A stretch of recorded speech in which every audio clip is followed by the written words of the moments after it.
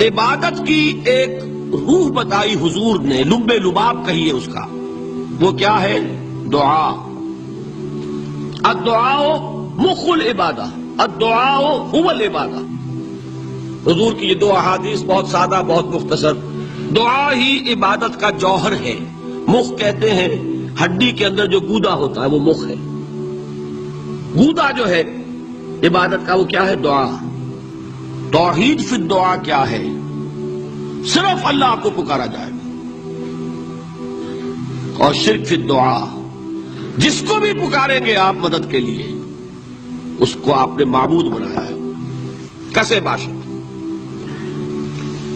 یہ مسئلہ سمجھ لیجئے، لا تدعو مع اللہ احدا، اللہ کے ساتھ کسی کو مت پکارو۔ حضور نے فرمایا کہ جوتی کا تسمہ بھی مانگنا ہو تو اللہ سے مانگو۔ اللہ نے تو دروازہ کھولا ہوا ہے، جو چاہو مانگو، کسی اور سے مت مانگو۔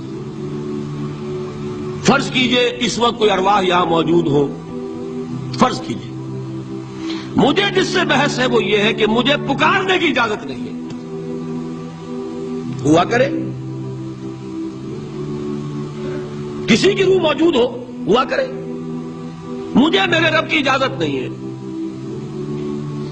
کہ میں اسے پکاروں۔ مدد مانگوں گا اللہ سے، دعا کروں گا اللہ سے، استغاثہ کروں گا اللہ سے، تکلیف کے لیے دہائی دوں گا اللہ کی۔ اب اللہ جس سے چاہے کروا دے، کسی روح کو بھیج دے، کسی فرشتے کو بھیج دے، مجھے کیا ہے؟ مجھے آم کھانے ہیں، پیڑ نہیں گرنے۔ فلاں روح نے آگے کام کر دیا، کرے بھائی، میرا کام بننا چاہیے۔ اور فرشتہ آ گیا، اس نے کام بنا دیا، کرے، مجھے کیا غرض ہے اس سے، میرا کام بننا چاہیے۔ میرا مسئلہ یہ ہے کہ مجھے پکارنا ہے صرف اللہ۔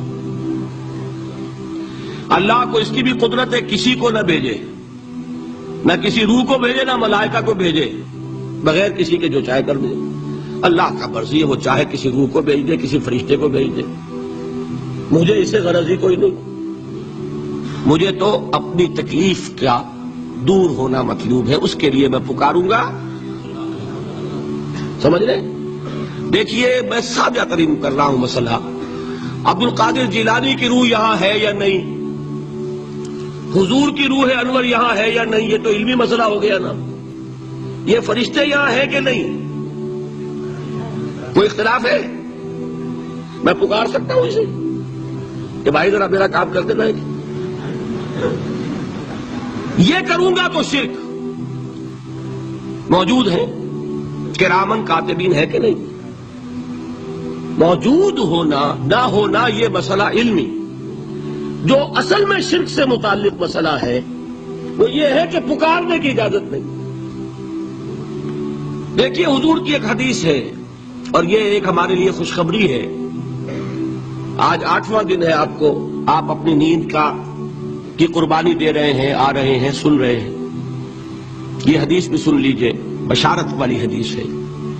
مجتمع قوم فی بیت من بیوت اللہ، نہیں جمع ہوتے کچھ لوگ اللہ کے گھروں میں سے کسی گھر میں۔ اس کا مصداق اول تو مسجد ہوگی، لیکن تقریباً تمام محدثین نے مانا ہے کہ صرف مسجد تک محدود نہیں ہے، سب گھر اللہ کے ہیں۔ یہ جگہ کس کی ہے؟ تو عام ہے یہ چیز، لیکن مسجد کا ہوگا تو وہ مصداق اول ہو جائے گا۔ مجتمع قوم فی بیت من بیوت اللہ یتلون کتاب اللہ ویتدارسونہ بینہم، کام کیا کر رہے ہوں کہ اللہ کی کتاب پڑھ رہے ہوں، وہ سمجھ رہے ہوں، سمجھا رہے ہوں، تو کیا ہوتا ہے؟ الا نزلت علیہم السکینہ، ان پر اللہ کی طرف سے سکینت کا نزول ہوتا ہے۔ وغشیتہم الرحمہ، رحمت خداوندی انہیں ڈھانپ لیتی ہے۔ وحفتہم الملائکہ، فرشتے ان کے گرد گھیرا ڈال لیتے۔ وذکرہم اللہ فی من عندہ، اور اللہ ذکر کرتا ہے ان کا ملائکہ مقربین کی محفل میں۔ دیکھو تم کہتے تھے یہ انسان بڑا گھٹیا ہے، میرے وہ بندے اس وقت میرے گھر میں جمع ہے صرف میرے کلام کو سمجھنے کے لیے۔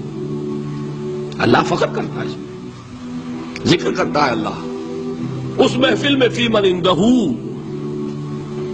تو فرشتے ہیں کہ نہیں؟ ان فرشتے کو پکار نہیں سکتے۔ اگر آپ نے یا جبرائیل میرا یہ کام کروا دو، تکلیف میری رفع کر دو کہا اور شرک ہوا، یا میکائیل اور یا اسرافیل۔ اسی طرح اگر آپ نے کسی اولیاء اللہ کے ارواح میں سے کسی کو پکارا، اسی طرح اگر آپ نے انبیاء کو پکارا، جس کو بھی پکارا وہ شرک ہو جائے گا۔